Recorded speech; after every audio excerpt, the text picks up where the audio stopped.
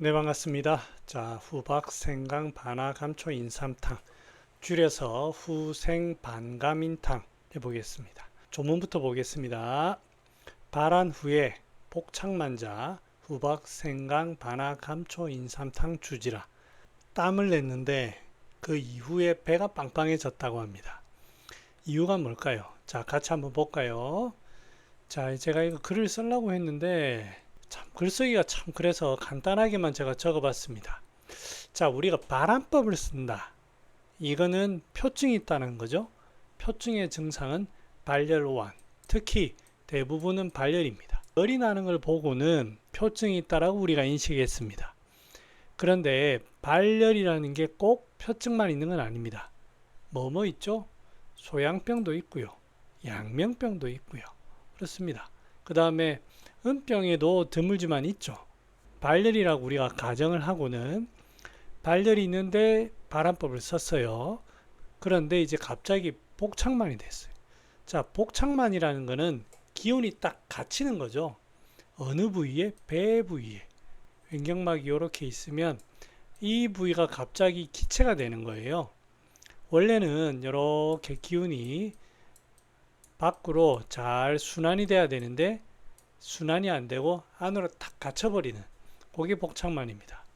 자, 원래 이게 발안법이라는 게 표에 땀을 내는 건데 땀을 이렇게 낸다는 건 우리 옛날부터 그런 얘기가 있죠. 땀으로 양기가 같이 빠져나간다. 그래서 망량증이 된다. 땀 많이 흘리는 거를 그렇게 표현합니다.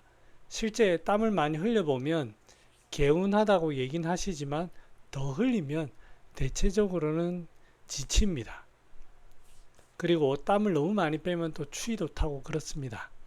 자, 그것처럼 땀을 이렇게 딱 뺐더니 양기가 소모되었던 거예요. 우리 기운이 표까지 이렇게 쭉쭉 뻗어나가 있어야 되는데 발산을 시키고 나니까 표까지 뻗어나갈 양기가 없다 보니까 안에 딱 갇혀버립니다. 양기가 약해져 가지고 딱 그 상황입니다. 그럴 때 이제 복만이 나타나는 거예요. 자, 그러면 여러분, 과거에 이 사람은 원래 무슨 병이었을까요? 오늘의 퀴즈. 네, 이 퀴즈의 답을 맞추시는 분은 제가 축하드리도록 하겠습니다. 다음에 여기 발표할 때 제가 꼭 말씀드리겠습니다. 아무튼 그렇게 해서 생긴 복창만에 사용한다. 그렇게 알아두시면 되겠고요. 여러분들 치료하다 보면 한약 치료를 할 때는 그런 일이 잘 없어요. 왜냐하면 마황 정도 되는 그 발한약을 많이 쓰진 않거든요. 좀 쓰긴 쓰죠. 많이 쓰진 않아서 없는데 양방에서는 감기 치료하면 땀이 훅 나갔다.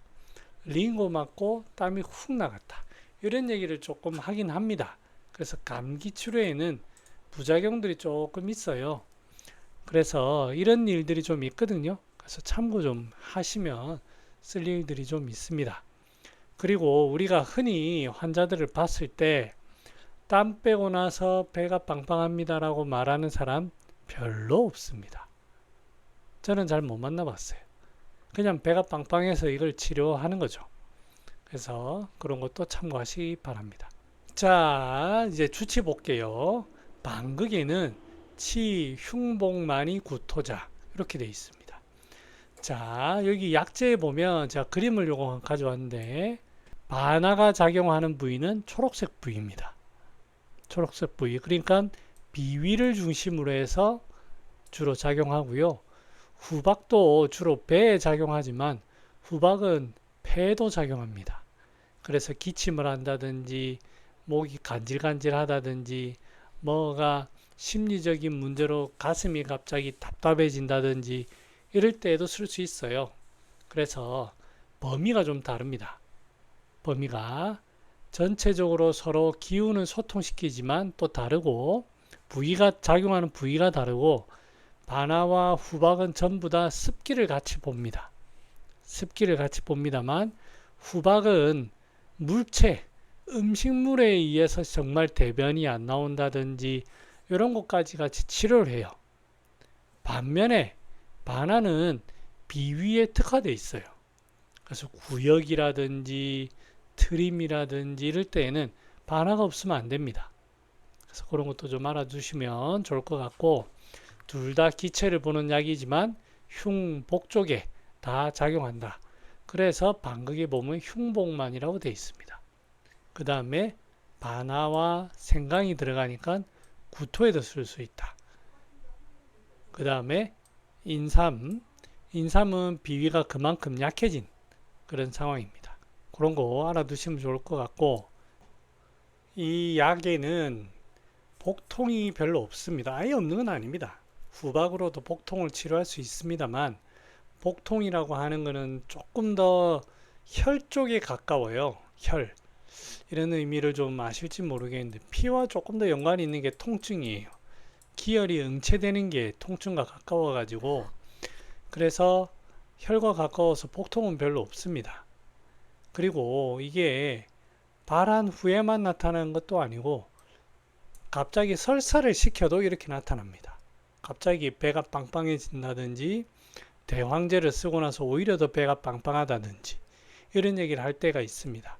그럴 때에는 후박이라는 약이 필요합니다. 자, 복부 쪽에 전부 다 뭉쳐 있어요. 뭐가 기운이 갇혀 있죠? 이렇게 갇혀 있습니다. 갇혀 있고 구역감이 있어요. 실제로 환자가 구역감을 호소할 때도 있고 안 할 때도 있습니다. 그래서 이런 그림으로 되어 있다라는 구조는 알고 계시고, 그래서 상초 증상에는 흉만도 나타날 수도 있고요. 기침이라든지 어지럼증 이런 것도 나타날 수가 있고, 소화불량이라든지 복부 팽만감 이게 제일 큽니다. 복부 팽만감, 오심구토, 식소, 트림, 그거와 더불어서 나타나는 권태감 그런 게 있을 수가 있고, 그러면 이 경우에는 대소변이 어떻냐? 대황을 쓰는 정도의 대변 분리가 아니에요. 그래서 조금 찝찝할 수는 있는데 막 완전히 변비가 되어서 막 그 정도는 아니에요. 주로 나타나는 게 복부 팽만감이지 그 이상도 이하도 아닙니다. 그래서 어느 정도는 있을 수 있지만 심하지는 않다. 그 정도로 알아두시면 되겠습니다. 다음으로 치료 사례로 돌아오겠습니다.